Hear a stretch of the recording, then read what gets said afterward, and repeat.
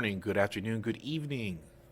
I'm your host, Data T, and this is my channel, The Good Guys. Today, I am going to bring another story from you that has a concealed carry holder. This happened in Chicago, and this actually happened a couple days ago, 4 days ago, in fact. All right, and Chicago, we all know what's going on in Chi-Town, a crazy place, um, nicknamed Chirac. But before we get into the story, guys, if you guys wouldn't mind leaving a like, a comment, and subscribing, I would appreciate it. You guys can contact me on Twitter. You can email me. And let us get into this story.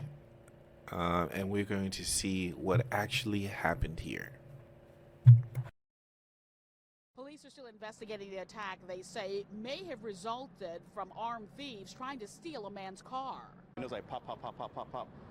The moment Kyle Jurgensen heard it, he says he knew it was gunfire. Fell asleep with the window open and woke up to gunshots, and my dog's looking out the window freaking out. Probably heard, I'd say 8 to 9 shots. The gunshots rang out early this morning in the heart of the city's loop when Chicago police say a concealed carry license holder exchanged gunfire with 2 men while a third person jumped out of the victim's car and ran off. You see all the smash and grabs that happen in broad daylight, so, you can be a victim at any time of the day. Let me stop it there. Well said, well said, well said. You can be a victim at any time. Any time, folks. So when people say, hey, we don't think the solution is to get guns, just look at that person and said, are you for real? Okay, you can be a victim at any time.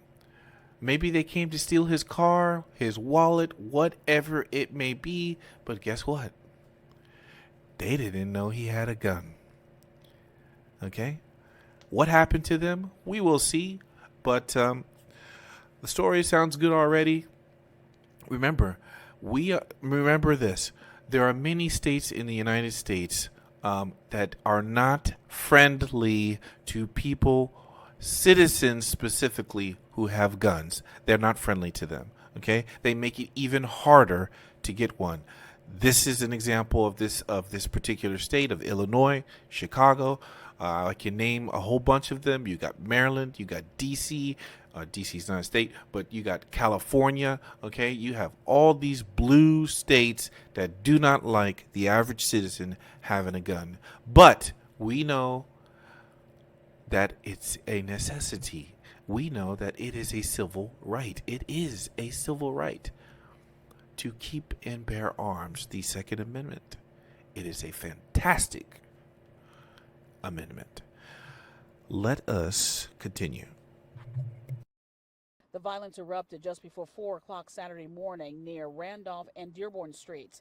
Investigators say it was as a 31-year-old man walked to his parked car from a nearby hotel that someone traveling in a red SUV started shooting at him. The man, who authorities say has both a legal firearms owner ID card and a concealed carry license, shot back, and the vehicle then sped away. When we first moved, there was nothing at all for like a month, and then it got, on and off, got really bad. The victim was not hurt, but investigators say moments later, after the shooting, the same SUV involved in the shootout pulled up at the emergency room at Northwestern Memorial Hospital with a man in his 20s seeking treatment for a gunshot wound to his left knee. About the same time, another man in his 20s walked into Lurie Children's Hospital with a gunshot wound to the lower back. You never know what's going to happen. It's very unfortunate. Now, the two alleged... So, he shot both of them, okay?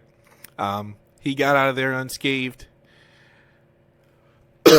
And he was able to return fire, get in the fight, and put these jokers in their rightful place. Okay? They ended up going to the hospital. But I'm going to ask the question again. And maybe there's a theme here. What if he didn't have it? What if he didn't have his gun? what would have happened?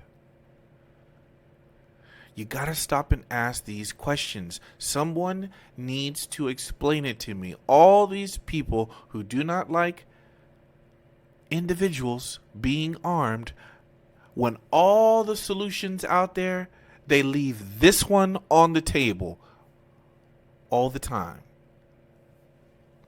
And he was able to defend himself. Imagine coming out of your hotel, you getting into your car. Do you expect to get into gunfire?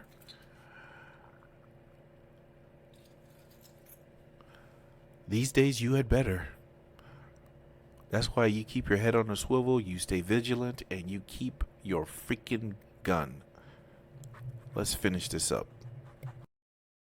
Attackers do remain in custody while detectives search for a third. Remember, this is at least the second incident in a week where a legally armed citizen has shot an alleged attacker trying to avoid becoming a victim of a crime. Reporting from Chicago's Loop, Evelyn Holmes, ABC 7 Eyewitness News.